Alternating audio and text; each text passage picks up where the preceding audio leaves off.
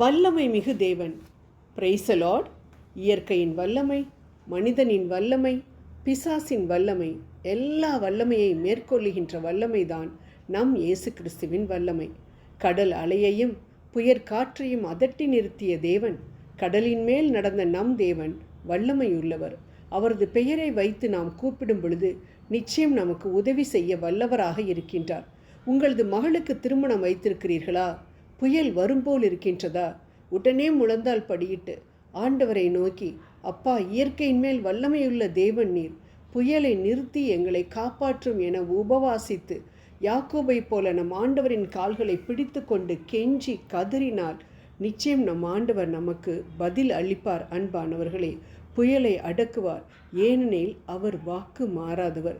இதற்கு தேவை 100% நம்பிக்கை. சூரியனையும் சந்திரனையும் நகரவிடாமல் நிறுத்தி காண்பித்த யோசுவாவின் சந்ததி நாம். அவரால் முடிந்ததென்றால் நிச்சயம் நம்மாலும் முடியும். அன்று காற்றையும் கடலையும் அதட்டி அமைதலடைய செய்த தேவன் இன்றும் வாழ்ந்து கொண்டிருக்கிறார் என்பதை ஒரு உண்மை சம்பவத்தின் மூலம் விளக்க ஆசைப்படுகின்றேன். அமெரிக்க தேசத்தில் ஒரு ஏழை இறை பக்தியுள்ள விதவை ஒரு அனாதை ஆசிரமம் கட்ட அரசாங்கத்திடம் நிலம் கேட்டிருந்தார். அரசாங்கமும் இடம் கொடுத்தது. ஆனால் எங்கு? கற்பாறைகள் நிறைந்த மலை பாங்கான இடத்தில். இந்த பெண்மணிக்கு அதை பார்த்தவுடன் மிகுந்த கவலை. ஏனென்றால் அதை சமப்படுத்தி அங்கு அனாதை இல்லம் கட்டி நடத்துவது என்பது முடியாத காரியம். ஆனால் ஆண்டவரால் முடியாத காரியம் ஒன்றுமில்லை என்பதை நன்கு உணர்ந்தவர் அவர். அதனால் ஒவ்வொரு நாளும் அவர்கள் அந்த கற்பாறை இடத்தில் நின்று, ஐயா, எவராவது இந்த மலையை பார்த்து பெயர்ந்து கடலிலே விழு என்று தம் உள்ளத்தில் ஐயம் எதுவுமின்றி நம்பிக்கையுடன் கூறினால் அவர் சொன்னவாறே நடக்கும் என்று நீர் மார்க் 11:23 கூறியிருக்கிறீரே. ஆகவே வல்லமையின் தேவன் என்ற உமது நாமத்தினால் நான் இந்த மலையை பார்த்து பெயர்ந்து போய் கடலிலே விழு என்று நான் கட்டளை கொடுத்து ஜெபிக்கின்றேன். என் ஜெபத்தை கேட்டதற்காக நன்றி என்று கூறிக்கொண்டே இருந்தார்களாம். மாதங்கள் உருண்டோடின. எதுவுமே நடக்கவில்லை. ஆனால் இவர்கள் ஜெபிப்பதை மட்டும் நிறுத்தவே இல்லை. அந்த பக்கம் செல்பவர்கள் எல்லாம் இவர்களை பார்த்து கேலி பண்ணி சிரிப்பார்களாம். மலையாவது பெயர்ந்து போய் கடலிலே விழுவதாவது என்று சொல்லி சிரிப்பார்களாம். ஆண்டவர் அல்லும் பகலும் தன்னை நோக்கி கூப்பிடுகிற தன் மக்களின் ஜெபங்களை கேட்காமல் இருப்பாரா? கேட்டார். இந்த பெண்மணியினுடைய கூக்குரலை கேட்டார். சில மனிதர்களை அவர்களிடம் அனுப்பிவிட்டார். அவர்கள் வந்து, அம்மா, நாங்கள் பக்கத்தில் இருக்கும் கடலில் பாலம் கட்ட கான்ட்ராக்ட் எடுத்திருக்கிறோம்.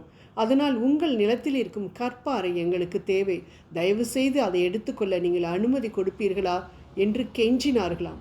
பாருங்கள், எது நடக்கவே நடக்க முடியாது என்று நினைக்கின்றோமோ அந்த காரியத்தை வெகு எளிதில் செய்யக்கூடியவர் நம் தேவன் என்பதை இந்த சம்பவத்திலிருந்து புரிந்து கொள்ளலாம். ஐயா, ராம் முழுவதும் நாங்கள் பாடுபட்டு உழைத்தும் ஒன்றும் கிடைக்கவில்லை. ஆயினும் உமது சொற்படியே வலைகளை போடுகிறேன், லூக்கா 5:5 என்று சொன்ன பேதுருவின் சொற்படி வலையை போட்டவுடன் வலை கிழிந்து போகத்தக்க வகையில் மீன் பிடித்ததை நாம் காண்கின்றோம். எவ்வளவுதான் மனிதன் தன் அறிவினால் உயர போனாலும் அவனது வல்லமை ஆண்டவரின் வல்லமைக்கு முன்னால் பலனற்றது என்பதை அவன் உணர்ந்தே ஆக வேண்டும்.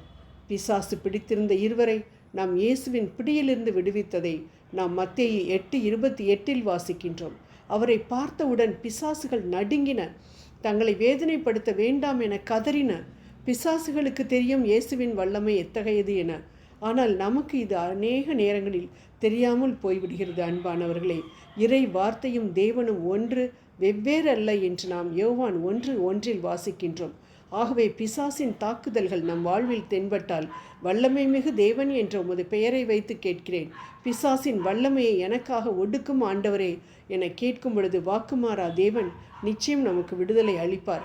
இதற்கு மாறாக எனக்கு செய்வனை வைத்திருக்கிறார்கள், அதை எடுக்க வேண்டும் என்று சொல்லி ஒருவன் மந்திரவாதியிடம் போனால் 3ஆம் 4ஆம் தலைமுறை வரைக்கும் அவன் சபிக்கப்படுவான் என்பதை நாம் ஒரு காலம் மறக்கக்கூடாது. பிசாசின் தலையை மிதிக்கும் இயேசுவை விட்டுவிட்டு பிசாசிடமே செல்வது எவ்வளவு வேதனைக்குரிய விஷயம். ஆகவே இயேசு என்ற பெயரை, அதுவும் வல்லமையுள்ள தேவன் என்ற பெயரை நம் மனதிலிருந்து அகற்றாமல் நமக்கு பிரச்சனைகளை கொண்டு வரும் பிசாசையும் அவனது கூட்டத்தினரையும் மண்டியிடச் செய்வோம். வெற்றியை காண்போம். ஆமேன்.